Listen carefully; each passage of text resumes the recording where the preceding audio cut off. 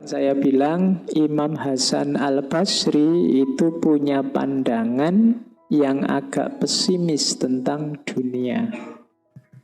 Sebenarnya hampir semua sufi juga begitu. Katanya Imam Hasan Al-Basri, dunia ini seperti ular, terasa mulus kalau disentuh tangan, tetapi racunnya dapat mematikan. Maka hati-hatilah dengan dunia. Ular itu kan halus. Kalau tidak percaya kamu lus-lus kalau berani. Kenapa kamu takut sama ular? Karena racunnya dapat mematikan. Harusnya kamu kalau takut dekat atau menyentuh ular, seperti itulah sikapmu pada dunia. Biar tidak sembrono. Yang kedua, dunia ini adalah janda tua yang telah bungkuk dan beberapa kali ditinggal mati suaminya. Maksudnya apa? Banyak loh sebelumnya orang yang jatuh cinta sama dunia. Dan orang itu sekarang mati sudah. Maka dunia ini posisinya janda.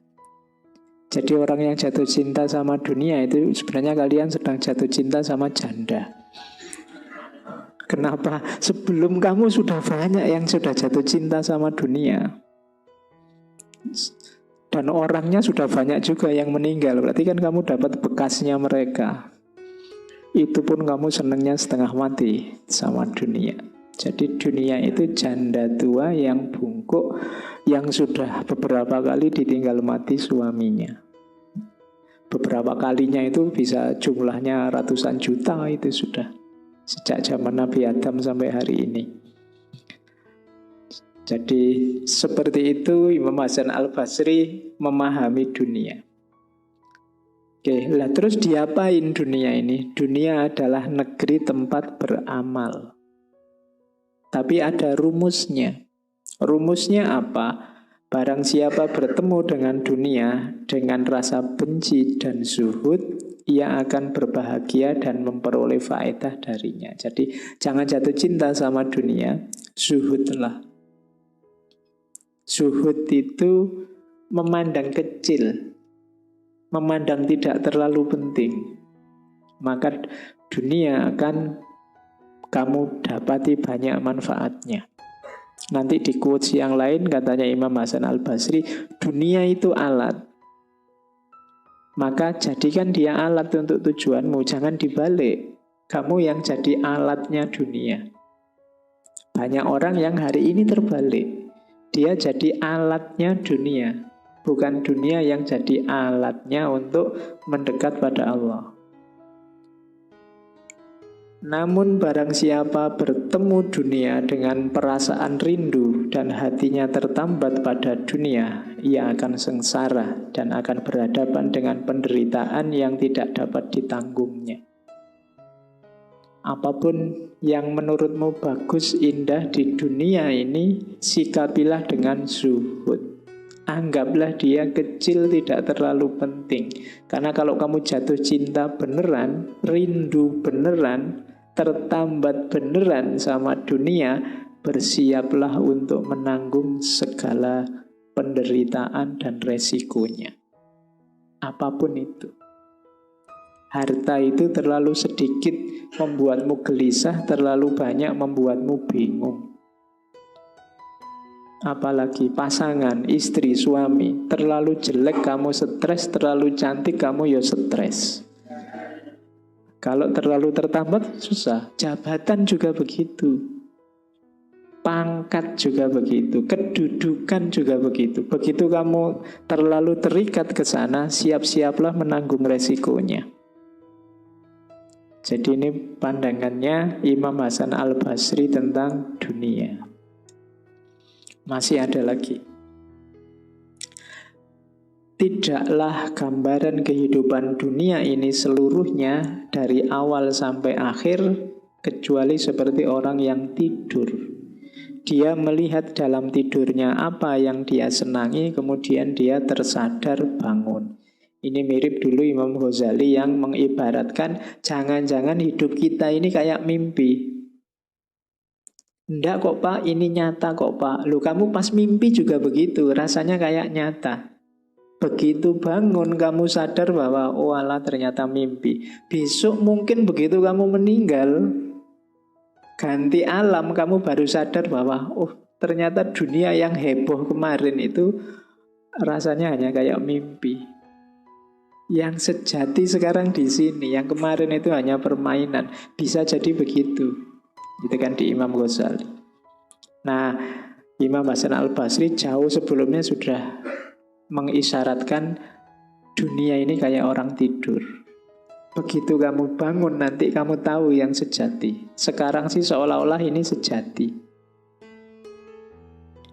Sesuatu yang fana, betapapun banyaknya, tidak akan menyamai sesuatu yang bakok, betapapun sedikitnya. Waspadalah terhadap negeri yang cepat datang dan pergi, serta penuh tipuan. Ini di antara quotes-nya untuk menunjukkan betapa dunia ini jangan terlalu diberati oleh hatimu. Dunia itu hanya 3 hari saja, kemarin, besok, dan hari ini. Hari kemarin sudah pergi, sudah lewat. Hari besok mungkin kita tidak menjumpai. Wong yo, tidak jelas kita besok masih ada apa ndak. Satu-satunya yang jelas cuma hari ini, jam ini, bahkan detik ini. Ini yang jadi milik kita, maka manfaatkanlah sebaik-baiknya. Jadi maksudnya Imam Hasan Al-Basri, detik yang tadi sudah lewat. Detik yang akan datang kita tidak tahu situasi kita seperti apa. Yang dalam kuasa kita hanya detik ini sebenarnya. Maka jangan sia-siakan waktu, manfaatkan setiap detik hidupmu untuk hal-hal yang berguna.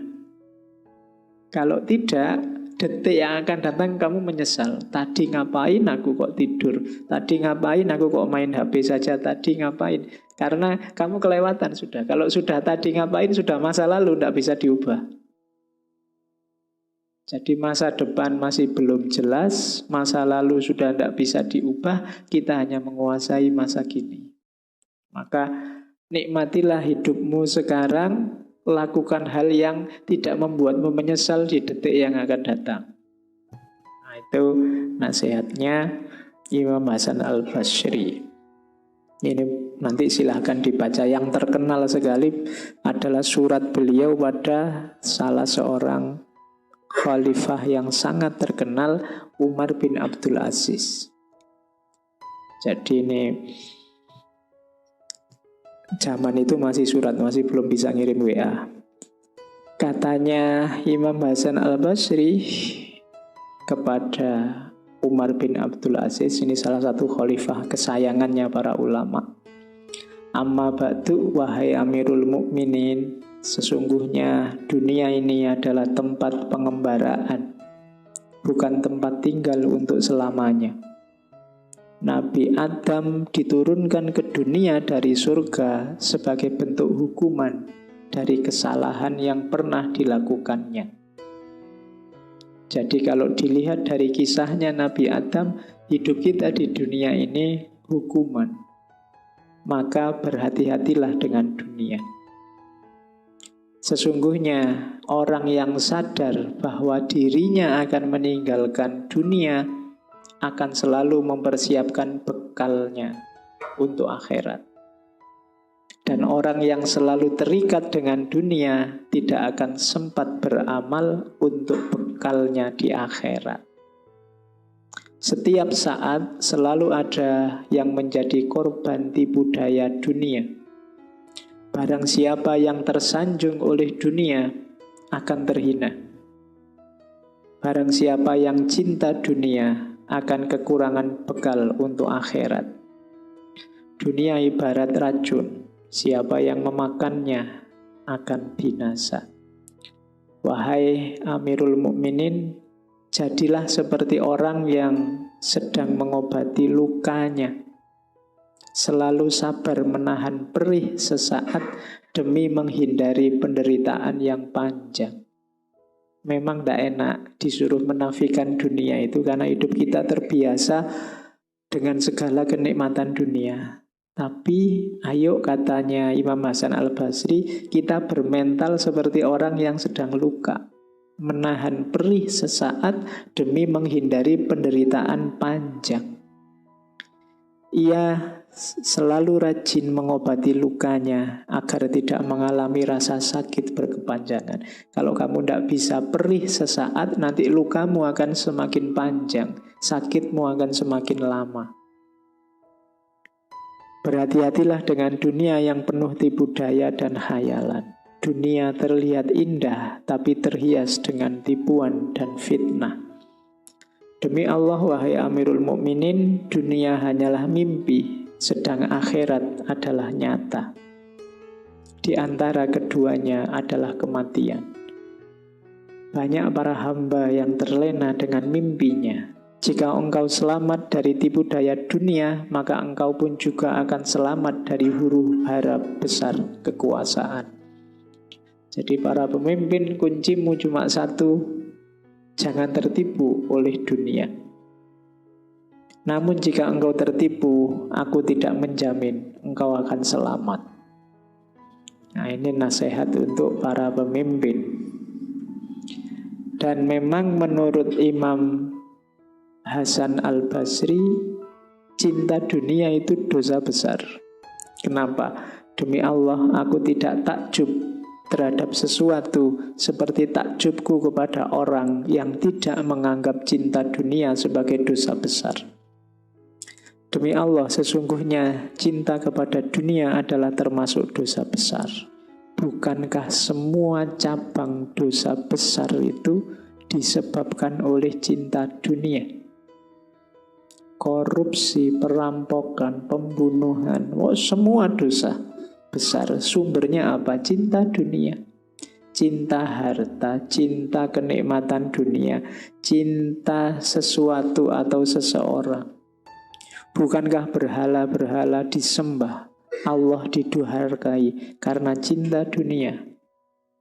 Maka seseorang yang tahu tidak akan mengeluh akan kehinaan dunia, tidak akan berlomba mendekatinya, dan tidak akan putus asa karena jauh darinya. Kalau hanya dunia, tidak masalah kita dianggap hina, tidak masalah kita dianggap kalah, tidak masalah kita tidak sukses. Kalau hanya dunia, itu pesannya Imam Hasan Al-Basri. Kalimat-kalimat semacam ini enak, indah kalau diucapkan. Tapi nanti keluar dari sini koyo biasa nih. Harus sanggup ya. Kayak tadi loh. Kayak orang sedang sakit, terluka. Memang agak perih. Puasa sedikit agak lapar. Tapi nanti kita terhindar dari sakit yang lebih panjang. Ada dialog unik dari Imam Hasan Al-Basri dengan muridnya. Satu ketika ada muridnya tanya, wahai Abu Sa'id, karena beliau nama lengkapnya kan Abu Sa'id Hasan bin Abdul Hasan Al-Yasari Al-Basri. Wahai Abu Sa'id, pakaian apa yang engkau sukai? Jawabannya, yang paling tebal, yang paling kasar, yang paling buruk di mata manusia. Muridnya protes, bukankah Allah itu maha indah dan menyukai keindahan? Jawabannya Imam Hasan Al-Basri, wahai anakku, engkau salah paham. Keindahan di situ bukan itu maksudnya. Andai kata keindahan di sisi Allah itu karena pakaian, tentulah orang-orang lacur itu lebih mulia dari orang baik. Pejabat-pejabat koruptor yang kaya raya itu mobilnya indah, bajunya indah, istrinya indah, indah semua.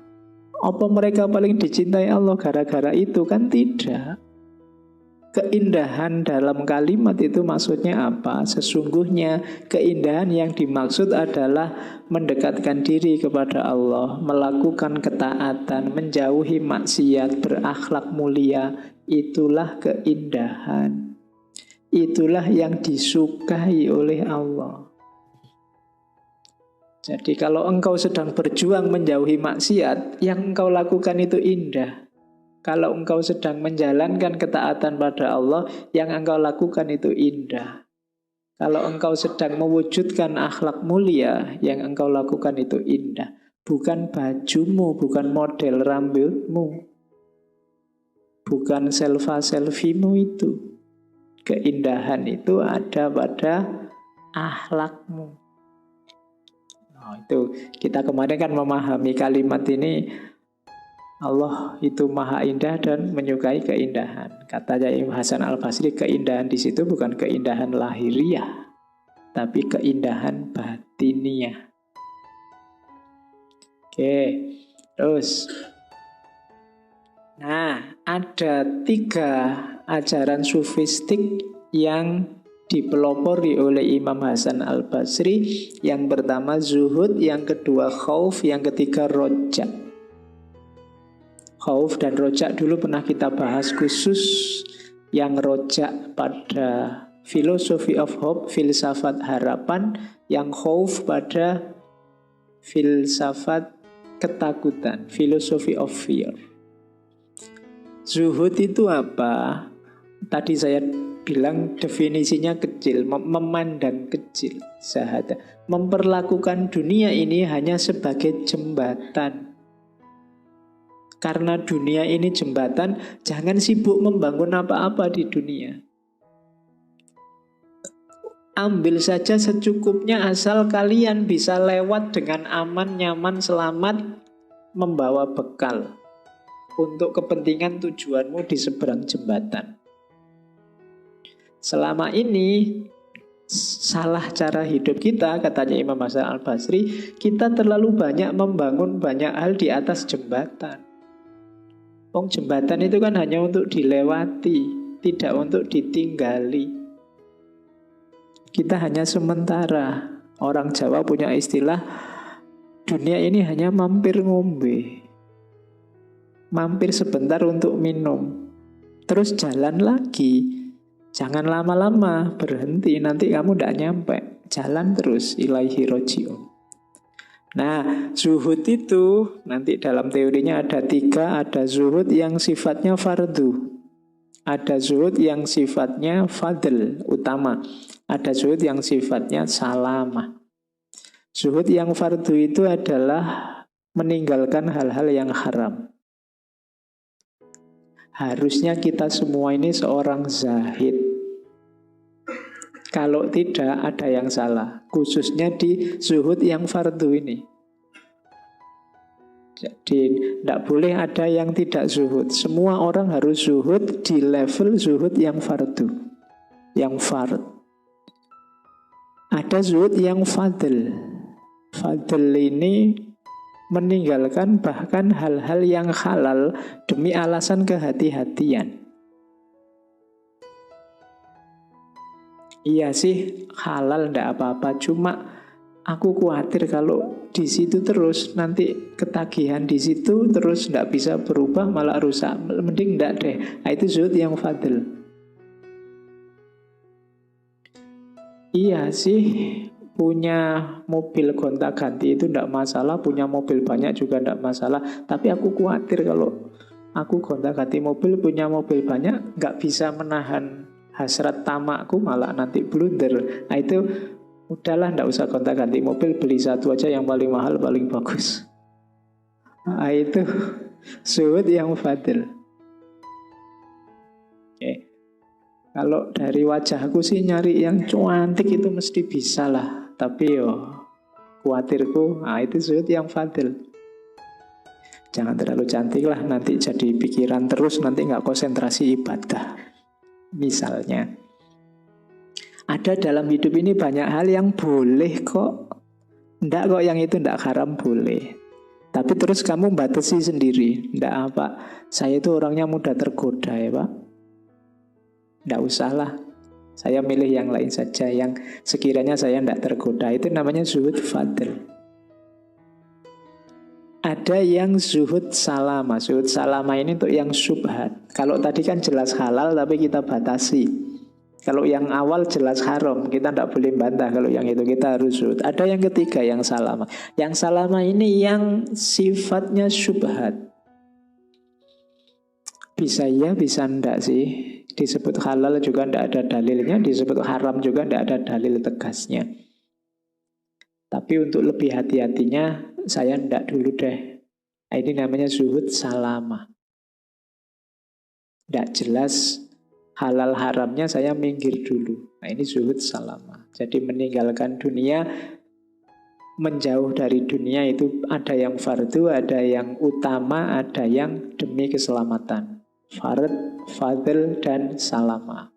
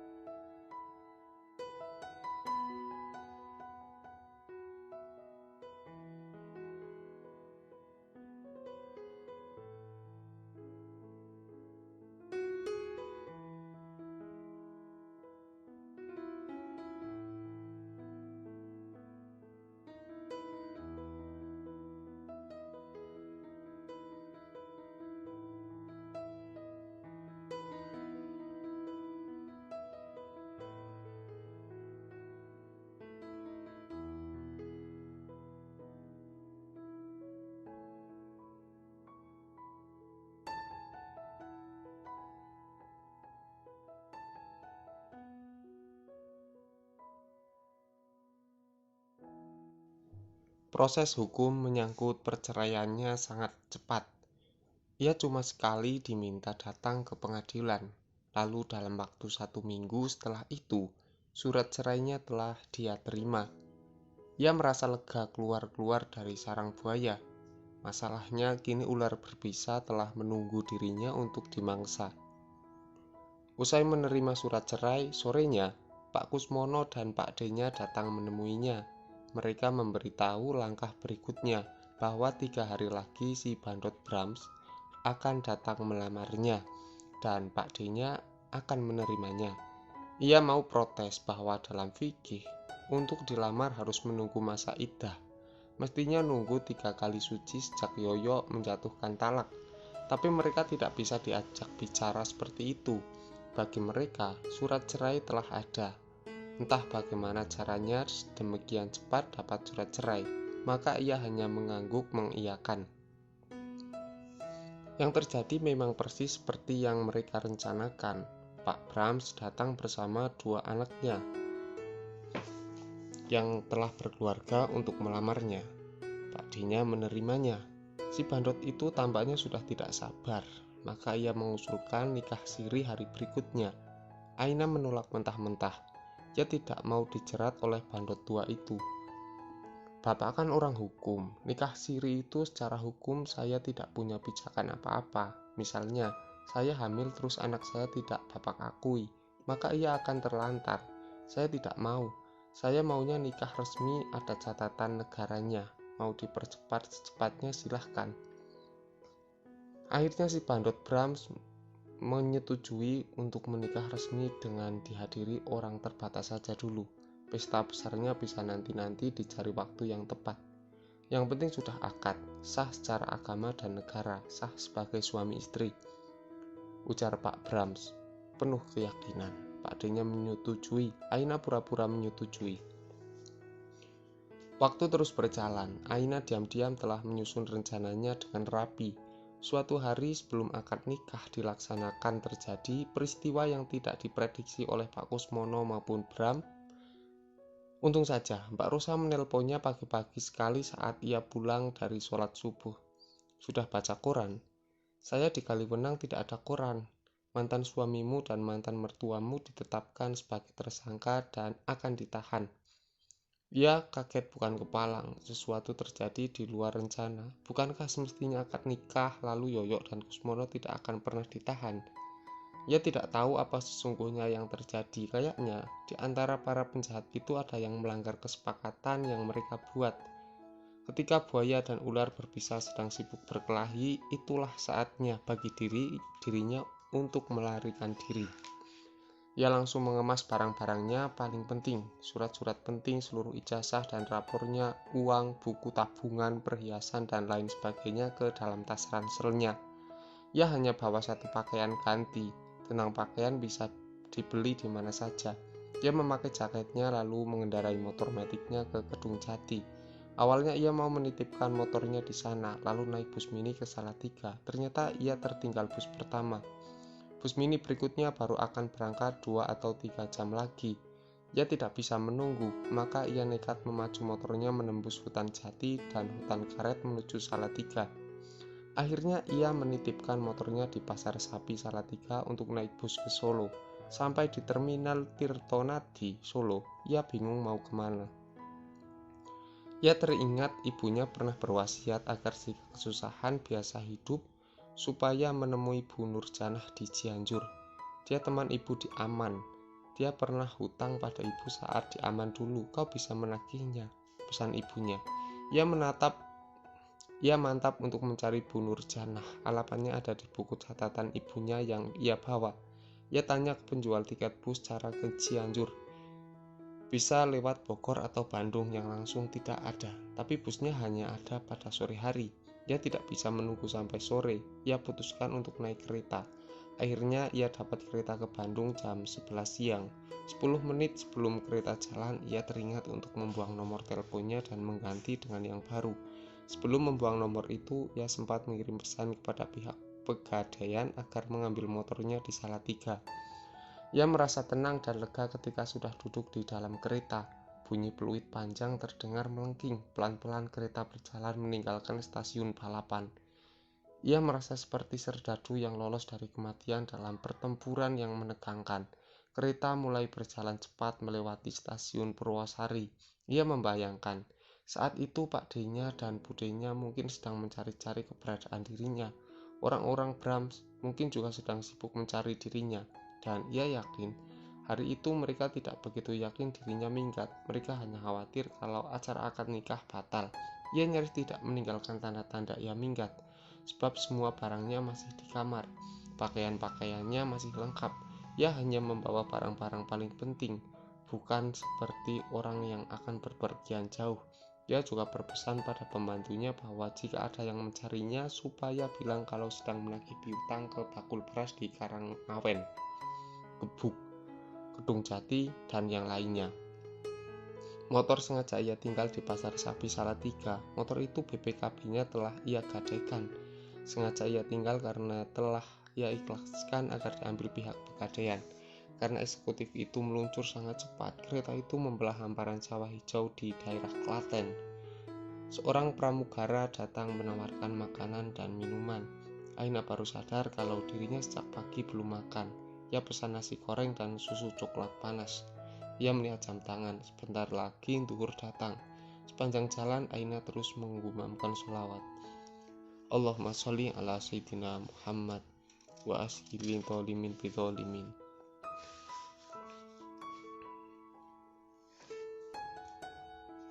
Jiwa seorang ibu selalu menyertai anaknya.